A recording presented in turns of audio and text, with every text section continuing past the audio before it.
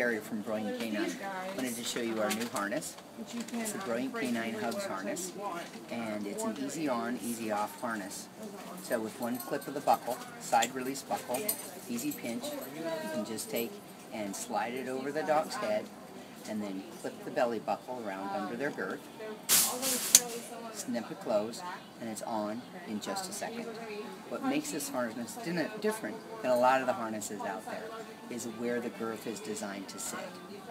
The girth is designed to sit at the clavicle of the dog, which is the last few ribs and the sternum. Where that comes together, there's a V. If you put your hand along your dog's belly, you'll feel that little V area right there. It's a little soft area.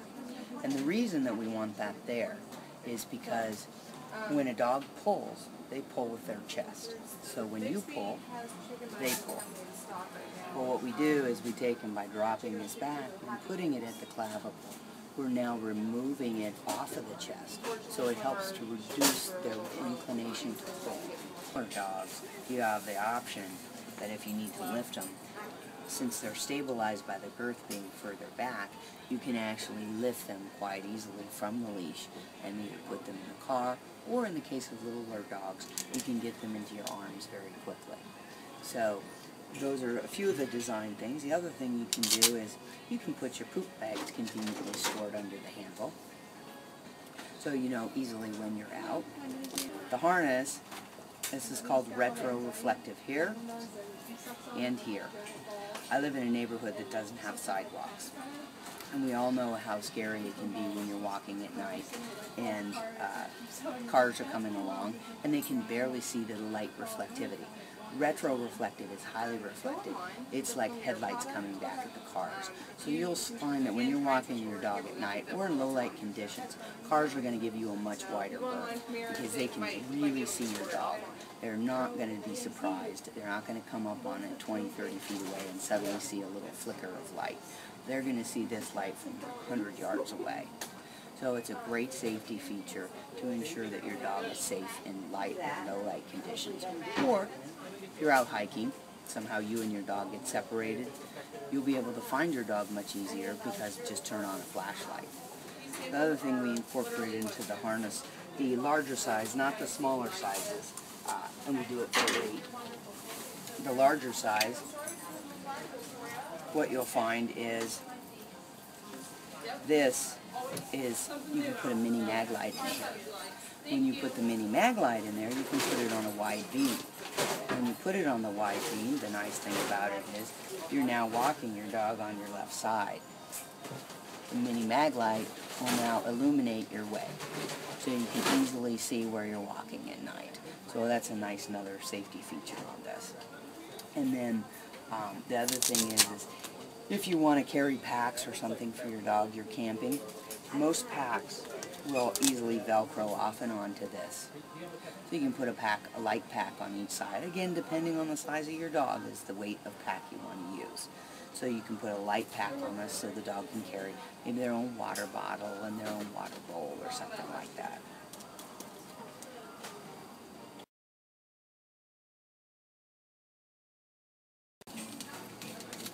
An easy way to fit your dog for the first time is go ahead and you'll find in store they're already formed and set up. You can take and slide it from the back over the front of the dog's head like this, and you can get a concept of how it's going to sit on your dog. And what you want to do is you want to find the dog's withers, which you'll see on this dog, who's actually one of the harder dogs to fit because she's so long. When you do that, you'll find that the withers are back here a couple of inches under the harness. So what you can do is just take that couple of inches, slide it off,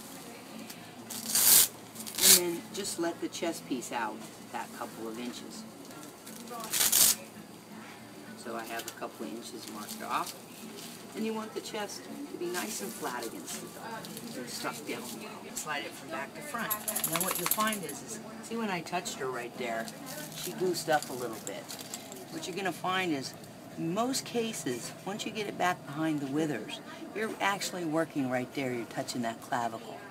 And by doing that, she's a little more sensitive. The first time you put the harness on, you want to take and let it out a little bit. And don't put it on too tight. put it on nice and loose so it's real comfortable for the dog. A harness for the first time working off their midsection is going to be a little different for them.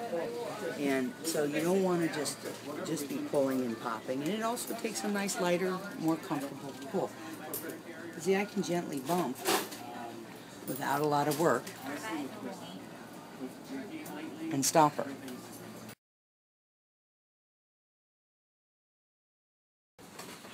So the care of your harness is quite simple.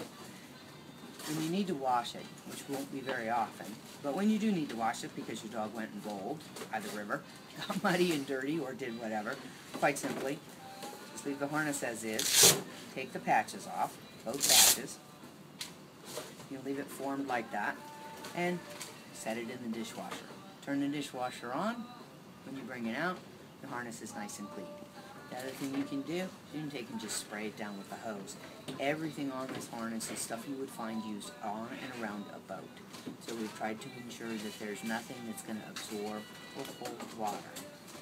The other nice point about that is that during the summer, when it is hot, if you have a single-coated dog, you have to be careful with double-coated dogs. There are some that you're not supposed to get wet. But most single-coated dogs, you can take and actually wet the harness to help cool the dog down.